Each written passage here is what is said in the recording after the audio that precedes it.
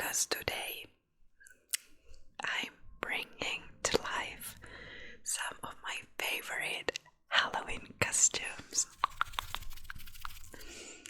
And we're going to imagine they're real people living in the world. And this is what they would read if they were readers. Let's just get into this. Happy Halloween week, you guys. We're about to have so much fun. So here's the first one. I am Cupid.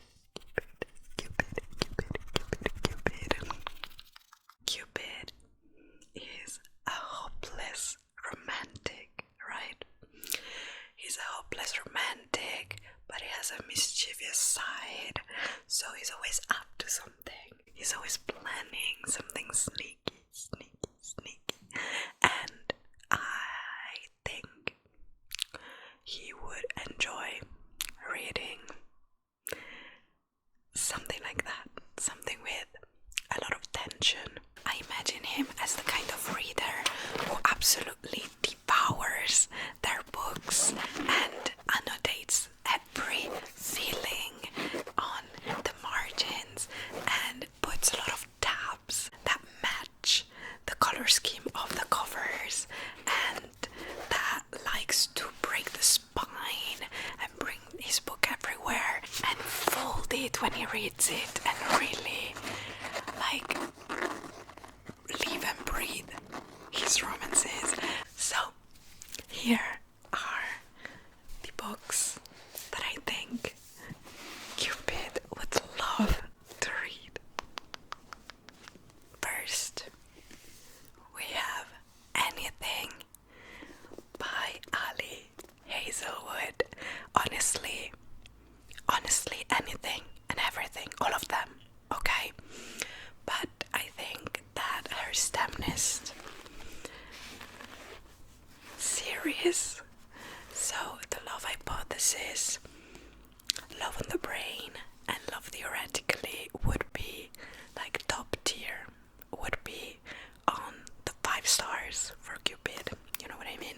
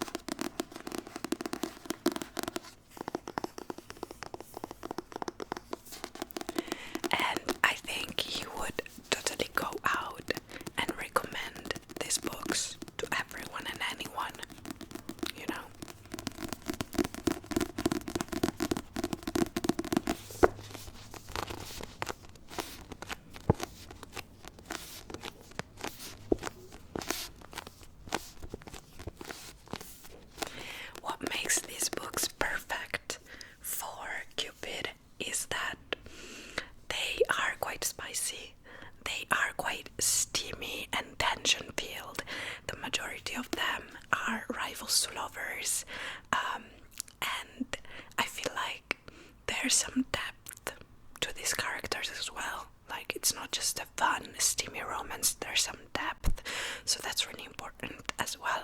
But like, the fact that these are so fun and quick to read, and I don't know, like, they stay with you for a long time after you read them. But while you read them, they're really fun. You're having a fun time. And Ali Hazelwood has this unique kind of writing style and humor, which sometimes can be very millennial, don't get me wrong. But I don't know, like, it works. And her characters are always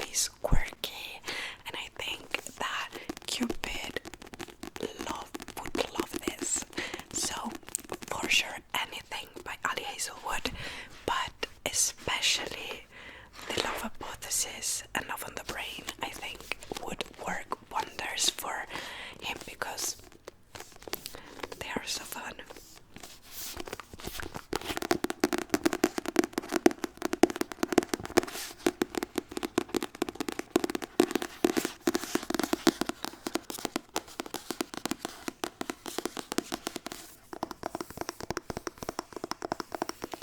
I remember when I read The Love Hypothesis, I think it's one of those books that really kickstarted my love for romance novels. So that's so good. And my love for Ali Hazelwood, for sure. I have a shelf that's almost only Ali Hazelwood. And it's an auto-buy author for me. It's so fun if you're having a hard time reading and you're a bit you're slumpy and you want something fun. Ali Hazelwood always does it for me. So that is a big chunk of what Cupid's library would look like, for sure. But moving on, we have another super fun one. When I read this, I don't know, there's something in this book. The author managed to put like the essence of rom-coms in these pages, and the fact that there's a lot of rom-com quotes as well just helps you feel immersed in this rom-com read and world. And I think that rom-coms would be like a huge part of what Cupid would read the majority of the time. So next we have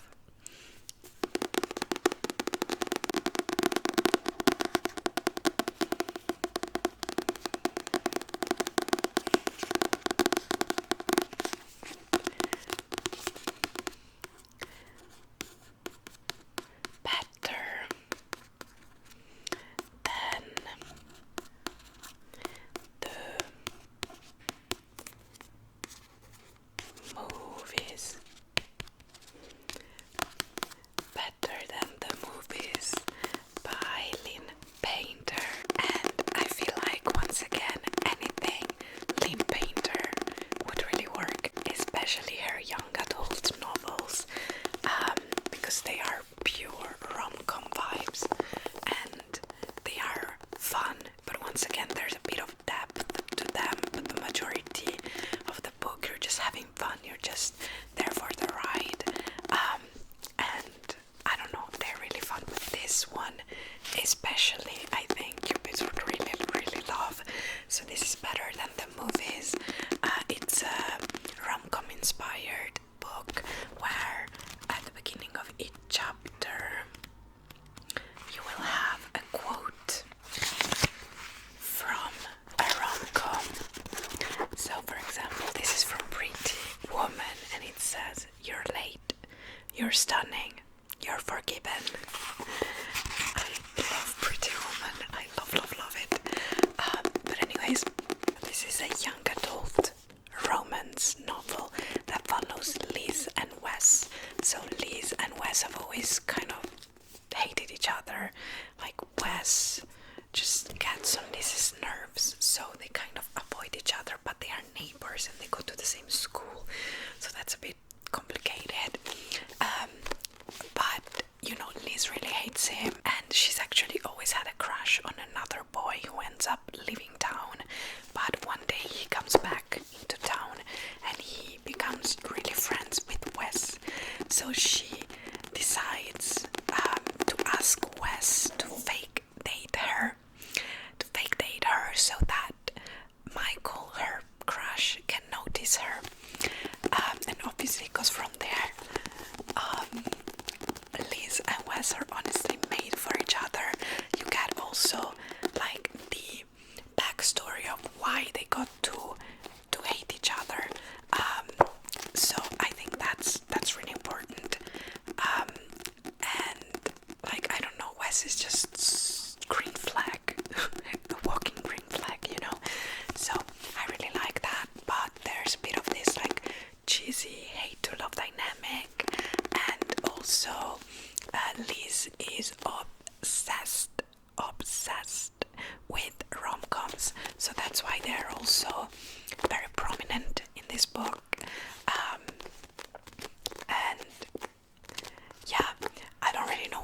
say without spoiling it, but if you haven't read this, I highly recommend.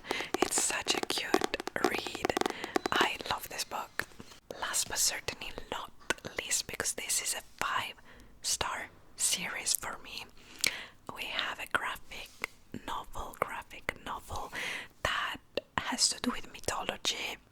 So Cupid can see himself or herself in these books. Cupid can have some fun reading this and watching the drama unfold, because the drama and the spiciness of the storyline is perfect for Cupid.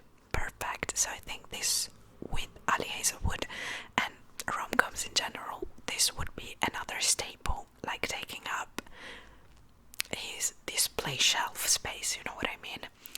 And that is the Lore Olympus series.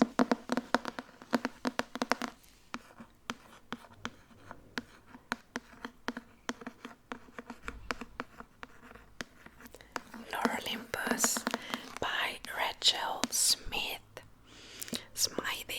I don't really know how to pronounce her last name, but this is a graphic novel series. This is volume 6, because I'm currently reading volume 6 to 8. So it is a 9-volume, I believe, and I'm wondering if like the 9th is the last, or if there's a 10th. I'm not really sure, but it's a graphic novel series that follows the story of Hades and Persephone. So basically it's a retelling of their myth, you know, and their love story. But it's kind of imagined in the real world, where, for example, Hades, he lives in like this underground city where there's no light, and he's the CEO of this super rich and profitable company. And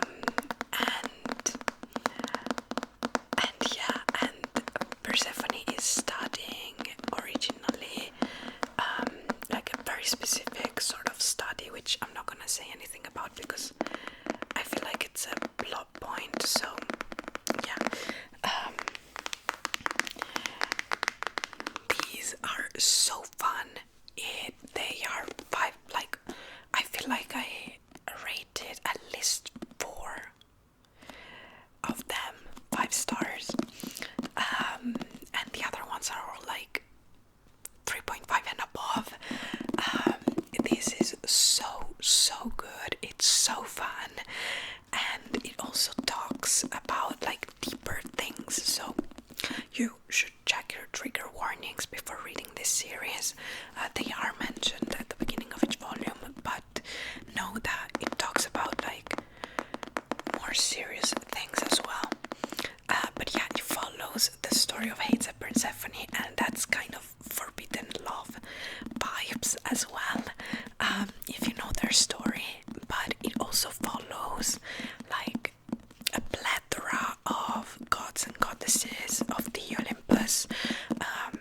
So you really see like this whole picture and the relationships between the different gods and goddesses and nymphs and stuff. So if you know something about Greek mythology, that really helps, but you don't have to know anything to read this, because everything is explained quite well. The background that you need to know, it's explained, and also it's very easy to follow because each character has their own color. So for example, Hades and Persephone are pink and blue, but you also have purple for like nymphs, red for other nymphs. You have this kind of purple for Apollo, and like each character has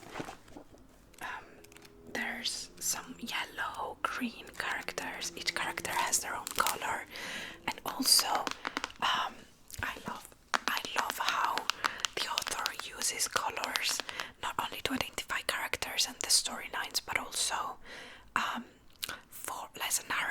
advice. Like if someone is reminiscing something, it will be in black and white and this sort of thing.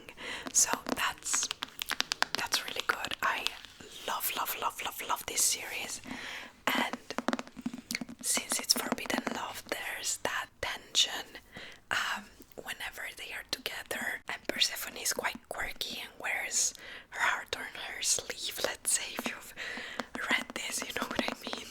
Her emotions, like, they have an outside effect.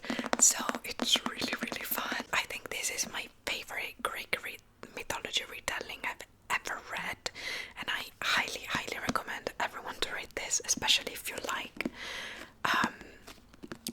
romance and romantasy, even if it has kind of nothing to do like with fantasy, but you know what I mean. It's a Greek mythology retelling, so it's still like otherworldly, and I love them. They are so fun. The characters are so quirky, and since they are gods and goddesses of the Olympus, you know, they are quite capricious. Honestly, my favorite thing about this is the art style.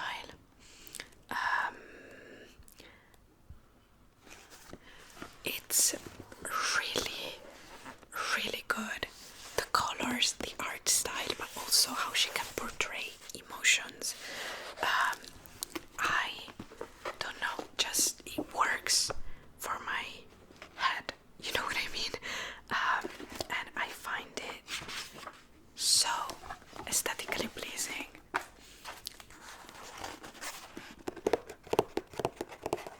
So I think Cupid would absolutely love this one because of how cheeky and quirky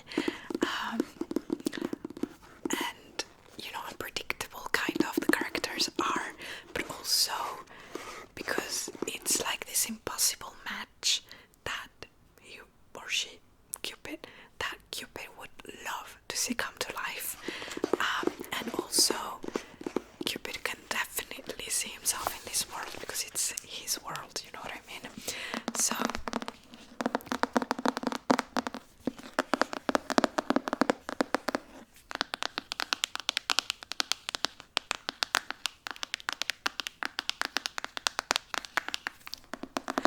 yeah, that was Laurafasolocontact.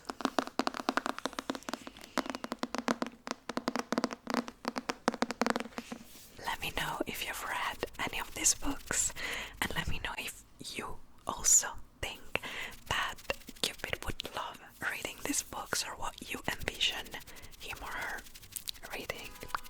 Cupid out and in with the next. Welcome to the Midnight Library, where the academic witch resides.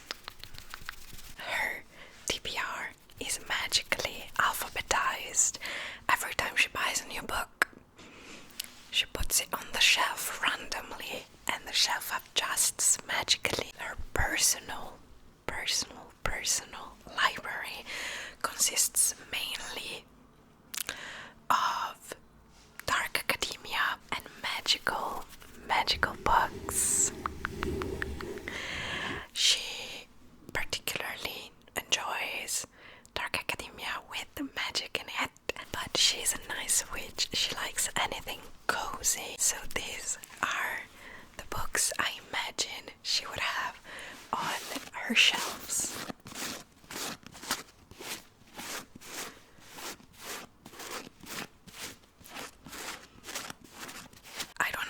I don't own the physical copy of a lot of these, so I'm going to use my Kindle. The first book I imagine finding on the librarian witch shelves is The Book of Doors by Garrett Brown.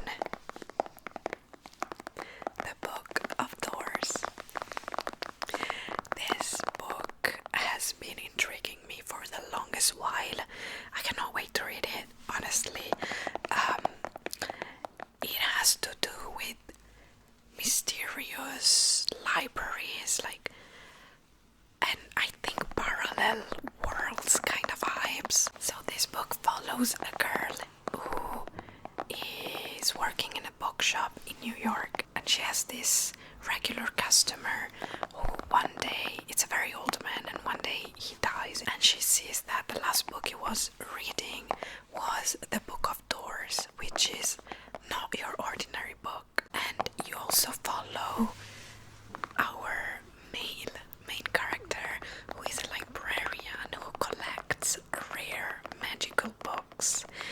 And it just turns out that the Book of Doors that our female main character has found is one of the most powerful ones that people like the MMC like to collect.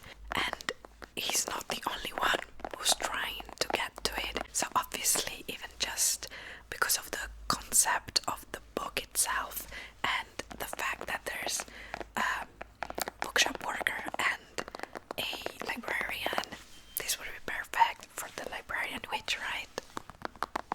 And I think this would be in our top 3 favorite books. And then we have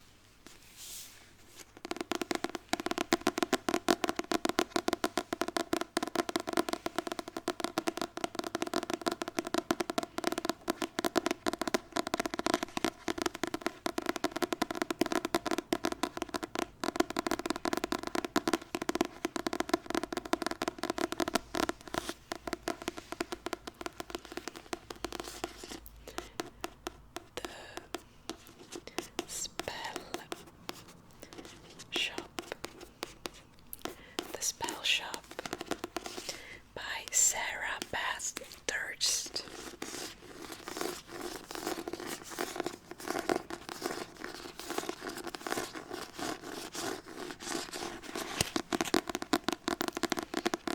This would 100% be on our witchy librarian's shelves, even just because of the vibes. I imagine her house to look just like that, you know, in an enchanted forest. It looks just like that, I swear. That's what her house looks like. I imagine her shelves to be quite pristine, just the books, all books put vertical like that, none of them like that, all vertical, like a classic mahogany kind of wood, very dark wood. All the books set up vertically, alphabetical order obviously, and the book is well loved. The spines are cracked, but the shelf itself is pristine, the covers are pristine, the pages are also pristine. There's no annotations, there's no dog ear, nothing, but you can see that it's been loved, right? I imagine her to write where she bought the book or where she read it and when, the date on the first page.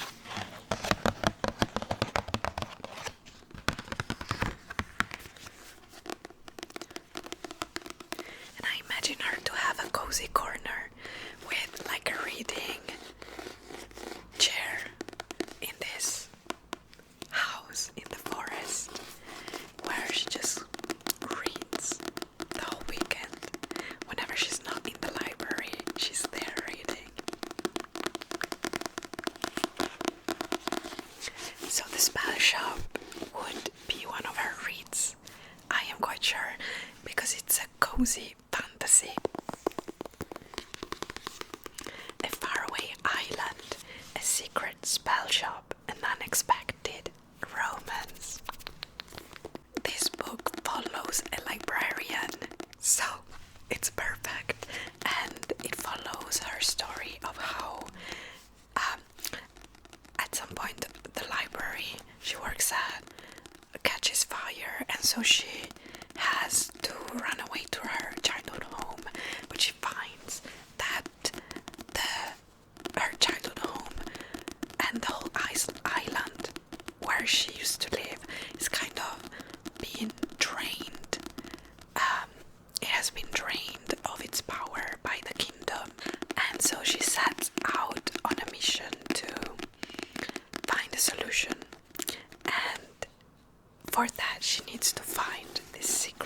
well.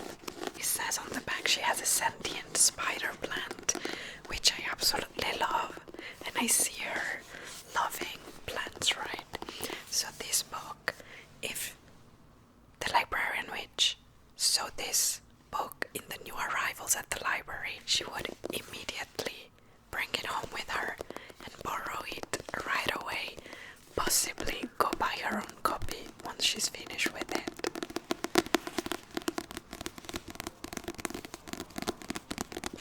I cannot wait to read this book. Actually, I recently bought it. I've had it for a week, I think. This is the perfect book for the librarian witch. But moving on, our last one, which would also 100% be in her favorite books, top 3 probably.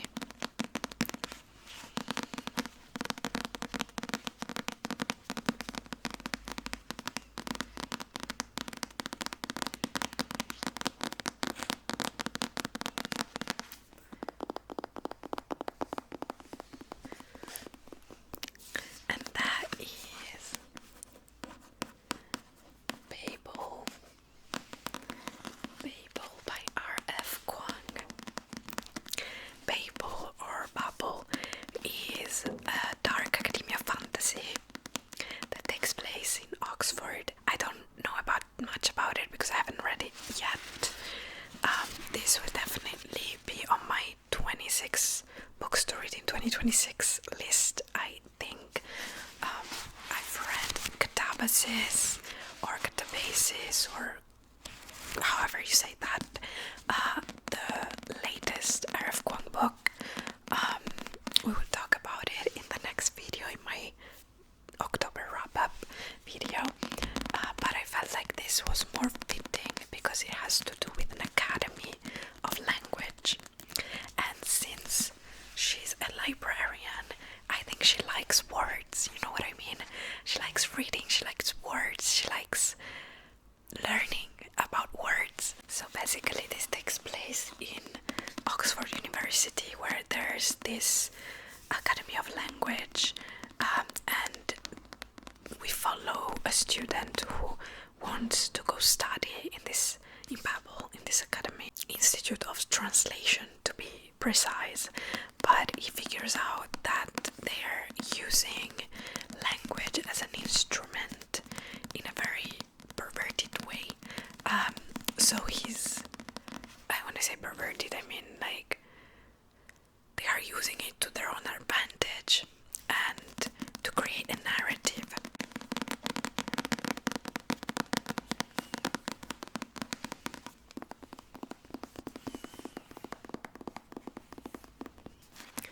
I absolutely love this cover. Usually the other editions of Babel I've seen are quite dark, all black, so yeah, I really like this, but it's a very long book. And that's also something that makes me go like, yes, the librarian witch would like this book because it's long.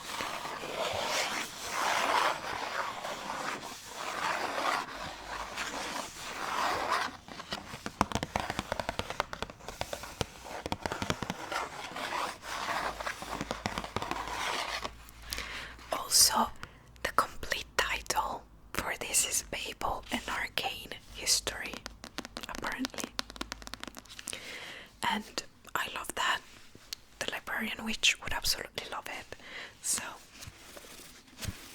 that was Babel. Those are the books the librarian witch would recommend you if you went to her library. But now, she's off duty, and in comes the next. Here is Little Red Riding Hood. Okay, I feel like this could also pass as a pirate, but I didn't have anything else to wear, so let's ignore that. I'm Little Red Riding Hood. I'm here collecting fruits and bringing baked goods to my granny in the woods.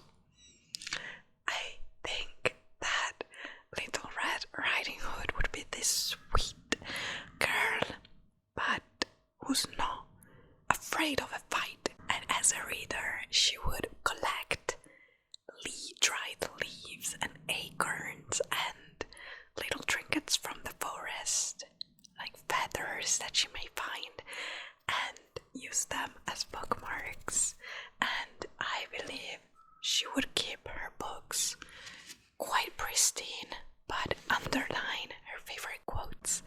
Maybe dog ear, 1 or 2 pages, but nothing major. And I think she would store her books like this on their shelves with the pages facing out, so that she would have like this uniform, very aesthetically pleasing look about her shelves. So this, in terms of reading, I think she would read anything that is sweet but menacing at the same time. So think dark romance, think gothic fantasy, this kind of moody kind of books. And these are the books I think she would read. The Never After series by Emily McIntyre, because it's a series, a dark romance series, retellings of fairy tales. So it's sort of like a twisted fairy tale vibe where the villains are the main male characters and love interests. It's 6 books: Hooked, Scarred, Wretched, Twisted, Crossed, and Hexed. I have never read these books because I don't really read dark romance, but I mean, I feel like it's perfect. And I feel like a dark romance vibe for Little Red Riding Hood is perfect. So that's the first one. It's, as I said, a dark romance, twisted fairy tale retelling with seductive villains who get the girl. I think she would have so much fun with this, and like seeing herself in these stories as well. So the next book on her shelves would also be a sort of dark romance, dark romantasy, which is the Belladonna series. I don't know if it has a specific name because once again I haven't read it, but this is a very well loved series. People say that if you like Rachel Gillick, you should read this series because it has the same moody, gothic, dark fantasy vibes, and I honestly would really love to read this. But this is a young adult series from what I know, where I believe death is the love interest. The main character in these books, in the Belladonna book, the first book of the series at least, is orphaned. So I think like that also fits the current vibes here. From what I know, she tries to solve a murder that happens in her family, but to do so she has to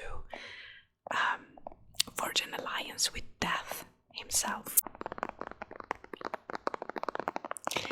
Yeah, another dark, gothic fantasy. I feel like Little Red Riding Hood would really enjoy series to get lost in this world, you know, pun intended, and fantasize about these other worlds and these other forests and magical places that she can live in temporarily. I am 100% sure Little Red Riding Hood would have the Shepherd King duology on her shelves.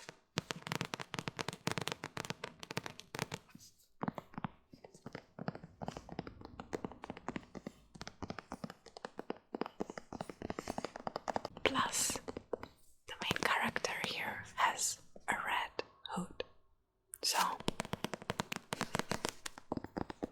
that's meant to be. So we have one dark window, the first book.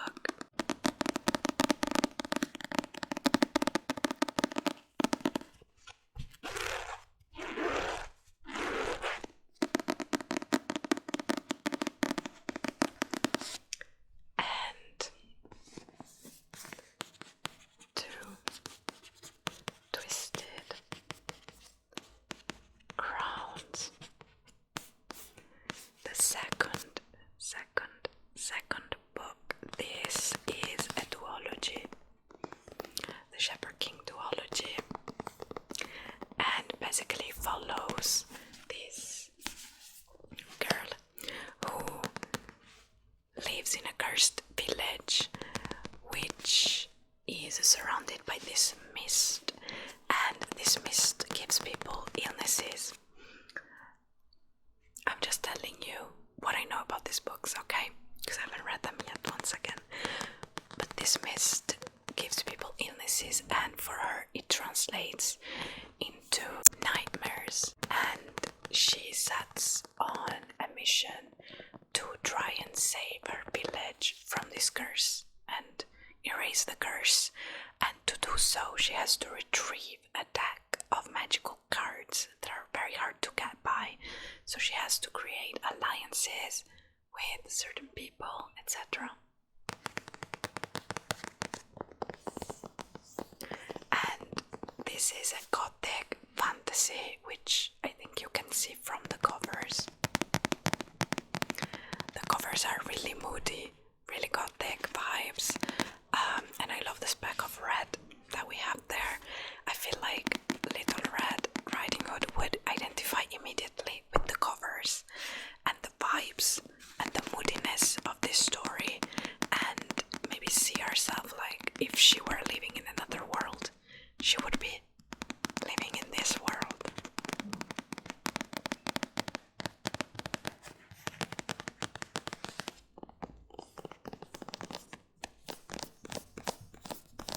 That is the Shepherd King duology. 100%. Let me know if you think like me, or if you don't see Little Red Riding Hood reading these books, but I think, yeah, perfect. These are the books on Little Red Riding Hood's shelves. Let me know if you think she would enjoy these books, and bye bye, Little Red Riding Hood. Moving on to the next. Welcome to my tower. Say hello to Pascal. He's so excited to be here, aren't you? Welcome to Rapunzel's tower, my favorite Disney princess. I love her. She is the ultimate book girly to me. She's me, like my personality. She's this soft woman, but courageous in her own way, very vulnerable, very open, believing in love, believing in fairy tales. She has a lot of cozy hobbies. She has a nice, cute pet companion, and I absolutely love her. I love the Rapunzel movie. It's my favorite. It's my favorite princess. Yeah, hands down. So today we are in Rapunzel's company. She's just in her loungewear, you know, chilling in her tower. She is a soft soul, and she craves sunlight and stories. Stories of freedom, stories of the world, stories of love, relationships, friendships. So she looks for that in her books as well. That is what I imagine her reading. She is a dreamer who wants to see the world, and she craves that throughout her reading experience as well. All her books contain stories of faraway lands and relationships, and they are heartwarming, they are heartbreaking, they make you feel all the emotions. Her library is full of pressed petals and trinkets and paint stains and puzzle pieces that got lost. I imagine Rapunzel being quite the passionate reader, the one that will act out a scene and giggle out loud and kick her feet on the bed and throw the book across the room if it makes her angry. Her books are both pristine but also well loved. She's not afraid of cracking a spine and dog-earing a page, but she'd rather not do it. She has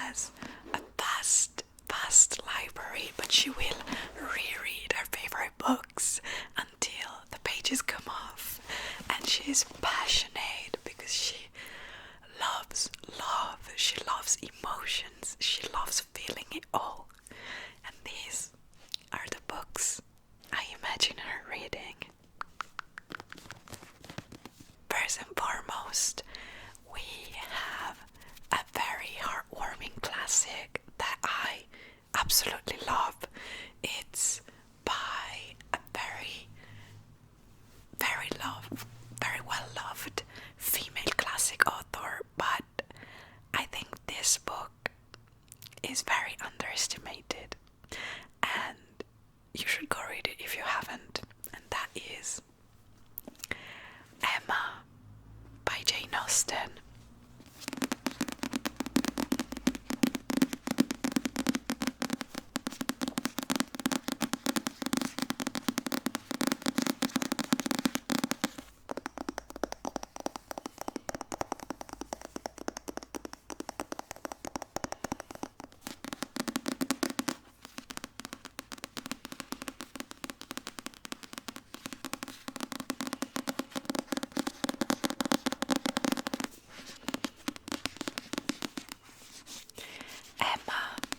Obviously, Jane Austen is very well known for Pride and Prejudice, even Persuasion, Sense and Sensibility, but I feel like Emma is never mentioned, and I personally believe that Emma is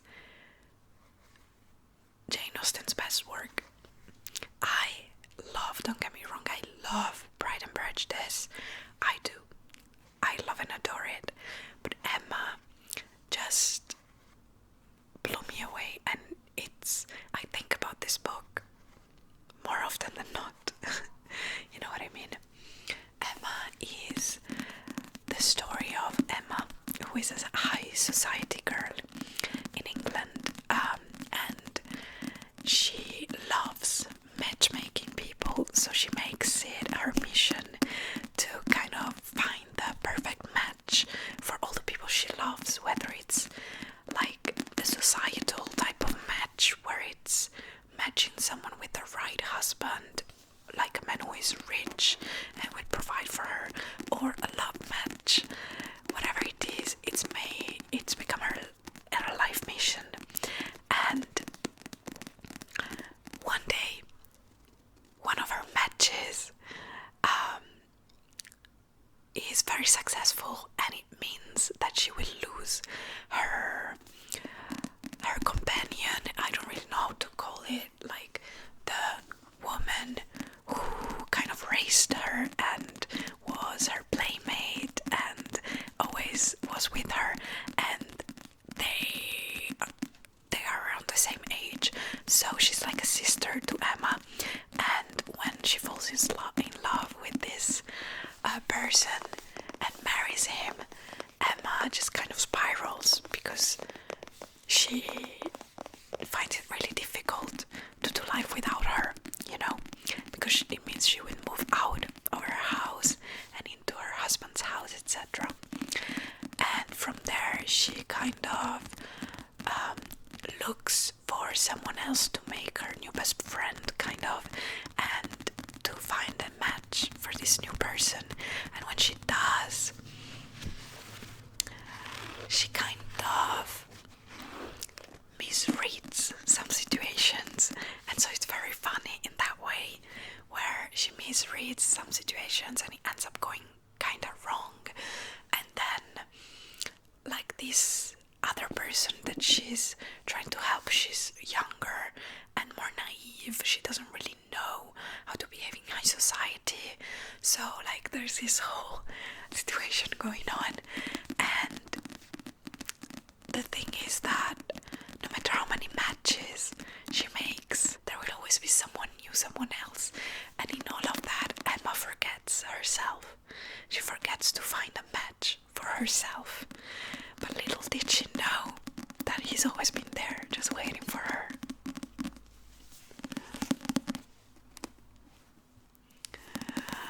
I just love this book. I love all the characters in it,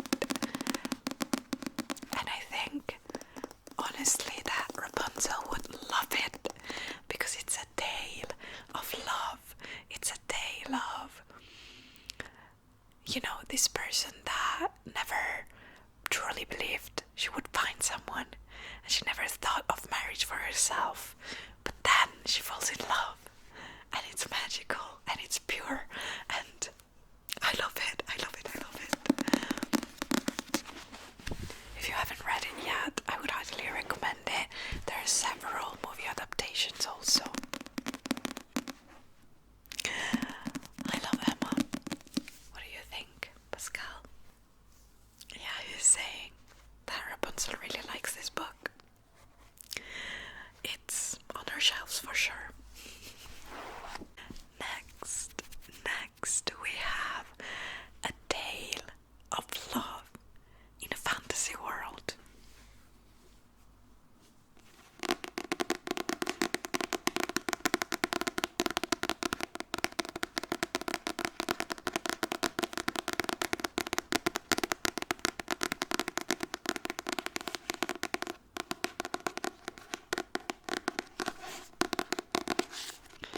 This is Divine Rivals. Divine Rivals by Rebecca Ross. I absolutely adore this book as well. That's why I'm saying like Rapunzel is me, you know. And she would love this book, Divine Rivals. If you don't know what it is, it's a fantasy romance set in a world where there's gods kind of guiding the fate of the people, and two of these gods, two of the most powerful ones, are currently at war. And you follow the story of Iris, who is an aspiring journalist, and her rival co-worker, Roman. And basically Iris is working, like she's at an internship at this newspaper, and since her brother left to fight in this war, he's at the front. Since that moment she didn't have any news about him, so she leverages the fact that she works at this newspaper to be sent out to the front to kind of go look for information and news about the war and report back and write articles about it. The romance comes in when she finds a magical typewriter. So that's where also, apart from the gods, the magical system revolves around this typewriter. It's a magical typewriter which she uses to write letters to her brother. So she types out a letter and then she slides it under like a door, and after a few days she will receive an answer, and she thinks she's writing to her brother at the front, but really she's writing to Roman.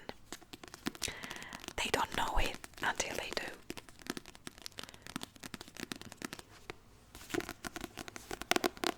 This is a classic, like love conquers all type of story, and Rapunzel would absolutely love it.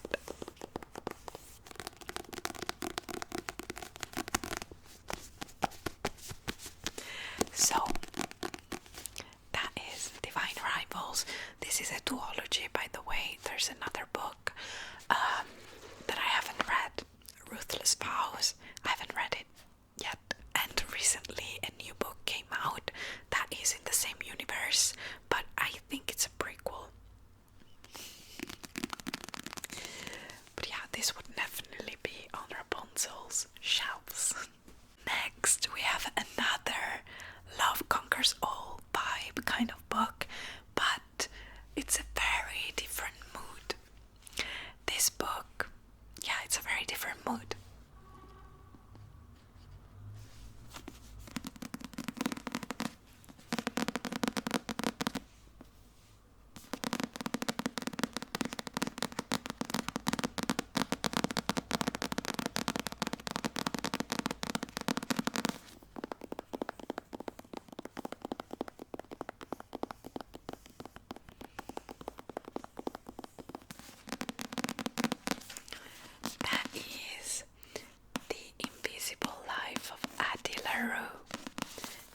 Schwab.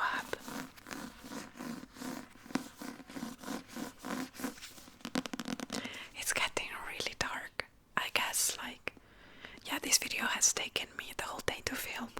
It's getting really dark, but I guess it adds to the cozy vibe, right?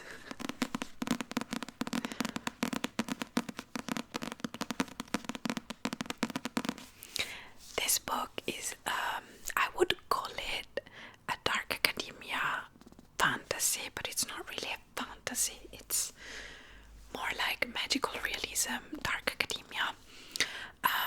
This is set in the real world, and it follows this girl who makes a pact with the devil to be able to live forever, and in exchange the devil takes the memory of her, so no one remembers about her. The minute they stop looking at her, they forget about her, until one day she finds someone who does remember her. This book spans centuries, and you travel the world with this book. You see different moments in history, you see different art movements, different historical moments, yeah, and you follow Addie's life when she lived, you know, in all these places, and it's magical. It's quite magical. I don't know how to describe it, but it's very atmospheric, and the majority of it takes place in France and in New York, but you go back and forth to see like flashbacks and different moments of her past and the present as well. I really truly enjoyed it. The writing is absolutely gorgeous, and I don't know, I felt a lot of emotion. This book truly pulled at my heartstrings, and it makes you feel things. The pacing is really slow. It's kind of slice of life, but yeah, I really liked it, and I think that as a hopeless romantic, Rapunzel would absolutely love this as well. These are the books I think Rapunzel would have on her shelves and love. I'm sorry about the lightning, it's getting really bad, so bring it back to another pet, but a more mysterious and elusive one. Say bye-bye to Pascal. Bye-bye. Here comes the black cat.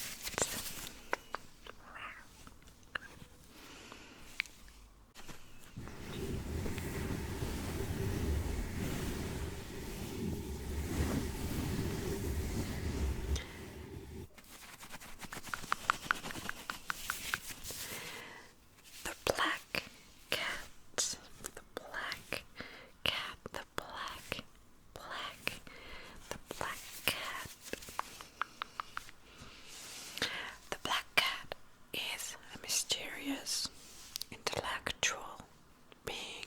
He reads at night, at candlelight, and he likes bewitching stories, dark romance, and old morally grey characters. Obviously, because he is one himself.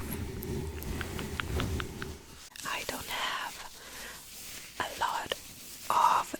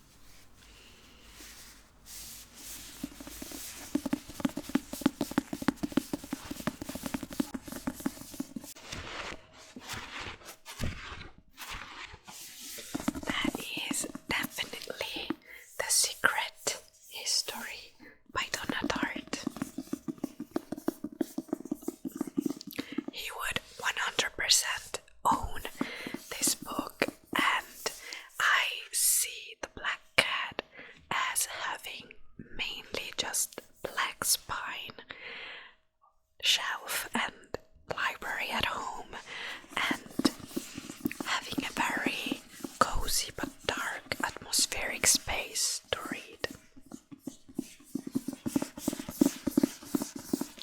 His books are all pristine. He does not annotate, he does not underline, he does not dog ear, he does not break the spine, he doesn't do, I don't know, he is one of those who reads like that. Do not break the spine, because his books, they are pristine. Pristine. The Secret History is perfect for the black cat, because the main characters, all of them, are morally grey and they are presumptuous. They think they're better than everyone just because they know the classics. So,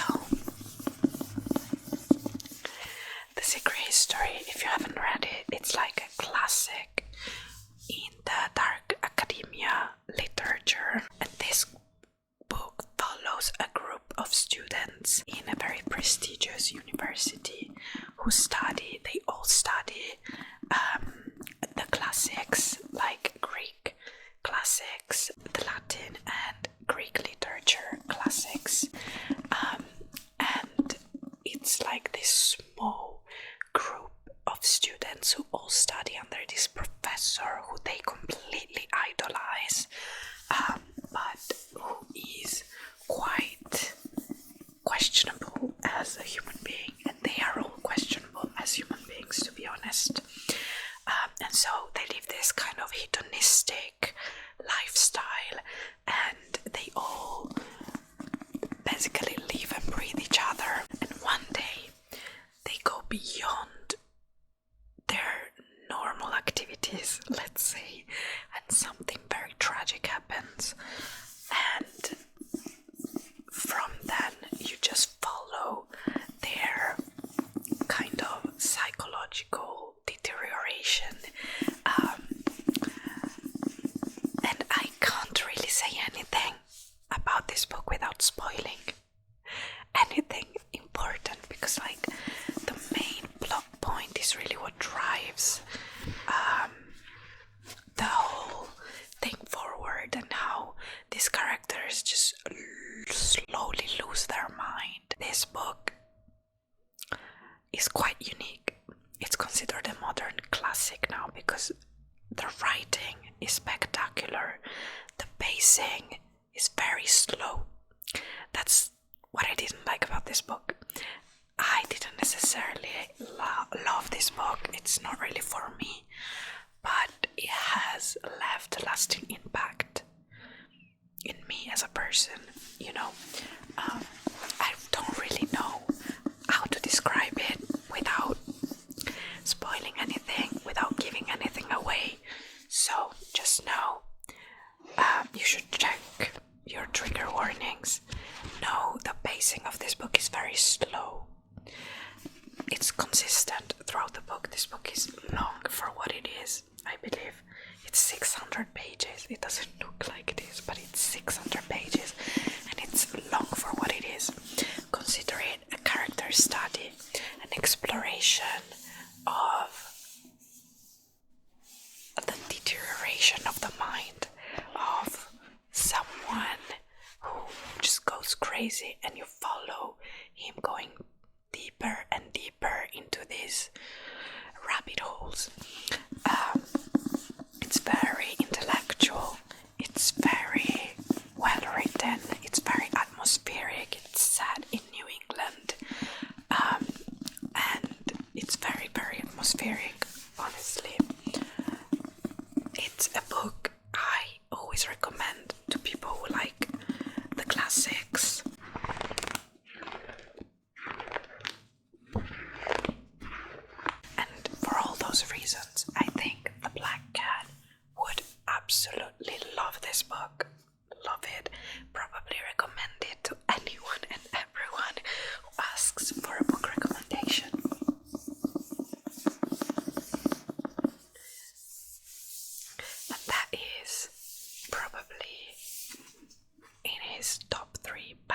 books. Just saying. Moving on from the classics, but following this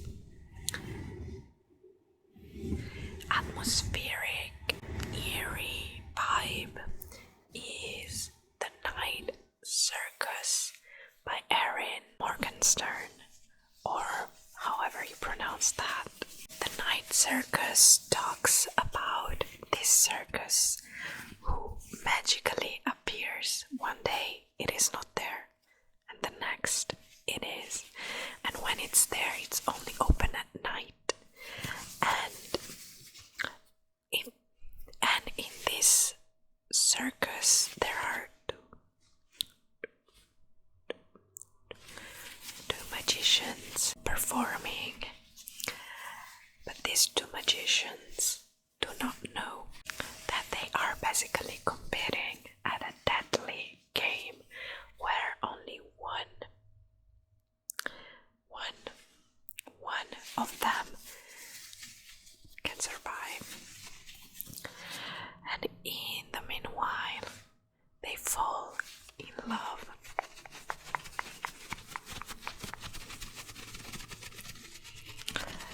Very eerie, very magical, like Caravel, which could also fit this vibe because the black cat is very magical. So, yeah. And the last book on the black cat's shelves that you would recommend us today is obviously a dark romance.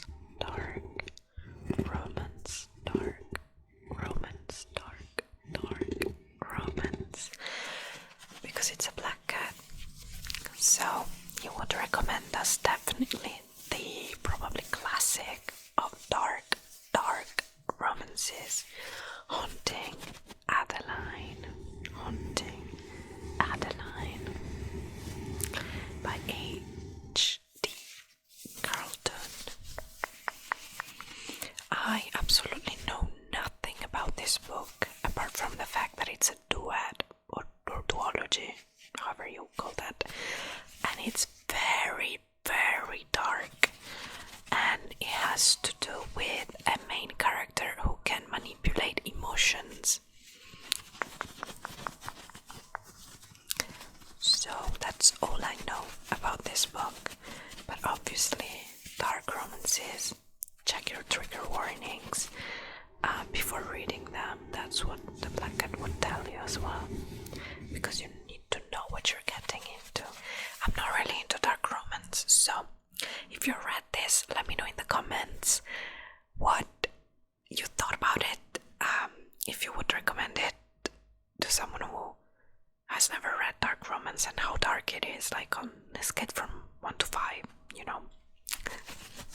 But those were all the books in the black cat's shelves. The black cat loves recommending books, and sometimes he will trick you with a book that he loved and he's not sure you will love, but he will still tell you to read it just to see your reaction. Anyways, that was the black cat's favorite books, and those were all the Halloween costumes I wanted to dress up as today. I hope you enjoyed this video. I had so much fun filming it. Let me know how you are dressing up this Halloween. If you celebrate Halloween, I personally don't, but it's fun to just dress up and see what these characters would read, you know. I loved filming this video. I hope you liked it. Let me know what books you imagined these characters reading, if you read any of the books I recommended, etc. As usual, if you liked this video, don't forget to click the like button and subscribe if you're not already. Join our Bookish family. I would love to have you here. And yeah, I hope you will have a nice rest of your day or night.